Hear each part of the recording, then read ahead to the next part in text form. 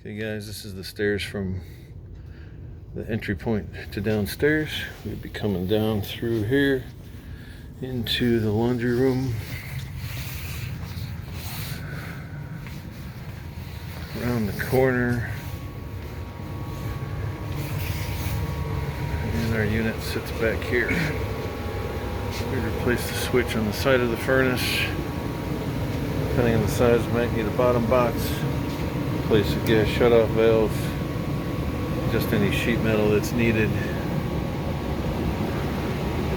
Take all the measurements for you. Right now it's currently up on blocks.